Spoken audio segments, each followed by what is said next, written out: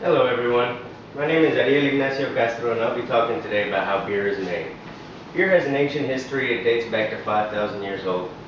Back in those days it was drinking more as a meal or a supplement, more than for recreation or having a good time.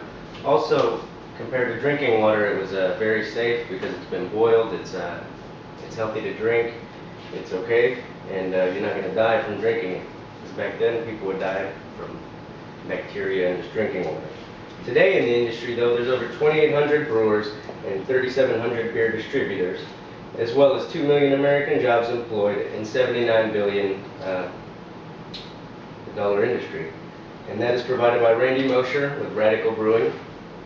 A couple things. There's a few different types of beer. There's lagers and there's ales. Ales are top fermented beers, which are going to be boiled a little hotter. They have more flavor, usually a darker beer, more cloudy.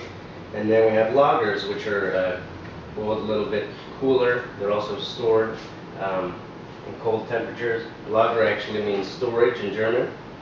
Um, Beer is made from 4 basic ingredients: barley, hops, water, and yeast. And that's straight from the Reinheitsgebot, which is the Bavarian purity law from 1487. But there's various grains that can be used to make beer. People use rice, corn, wheat, rye. Budweiser is actually made from rice. From home brewing, there's a few different types of ways you can do beer. You can do a mini mash, which is part extract, when you don't deal with the grain, and then there's all grain, where you take the grain and you steep it, you make everything. It provides a lot more customization in the beer. Let's get to the process. It starts with malting. The grains are harvested. Usually it's barley, as I said, or any other grain. Then they're heated and dried, and after that they are cracked. Cracking releases the enzymes inside of the husk, which is going to decompose some of those starches and everything later on. The darker grains, usually closer to the fire, are going to provide a darker color as well as a smokier flavor. The next step is going to be mashing. The grains are all steeped in hot water, not quite boiling, pretty close, for about an hour. This activates the enzymes and begins to break down starch chains into the sugars, which later will be fermented to alcohol. After this is done, the final product is wort, which is basically unmade beer. It smells pretty close to beer. The next step is going to be boiling. The wort is then boiled for about an hour at about 170 degrees, actually about 200 degrees, while hops and other adjuncts are added. Hops provide bitterness to balance the beer and provide flavor as well. There are 3 steps to hopping, which I find funny because Miller Lite advertises they triple hop their beer, but most beers are triple hopped. There's the bittering, the flavoring, and the finishing and dry hopping.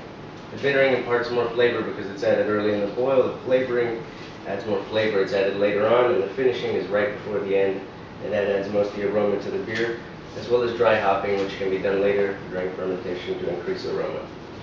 The next step is fermentation, which is when the wort is cooled, strained, and filtered, and put in a fermenting vessel, and yeast is added. This completes the brewing process, and fermentation begins.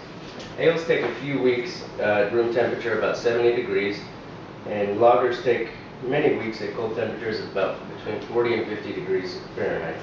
This is when yeast eats up all the sugar, leaving behind alcohol and CO2. Now we're at bottling and aging, and our beer is now alcoholic, although it is flat and uncarbonated, and you probably wouldn't want to drink it.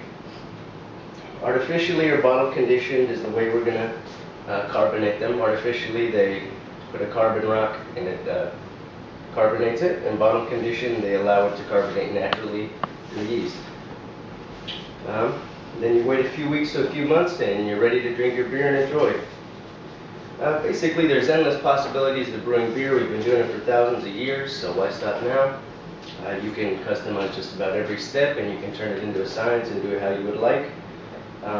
Please support your local breweries if you enjoy drinking them, and please brew and consume responsibly. Thank you. Any questions?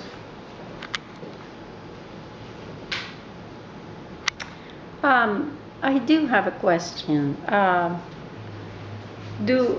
all beers just made with barley, hops, water, and yeast?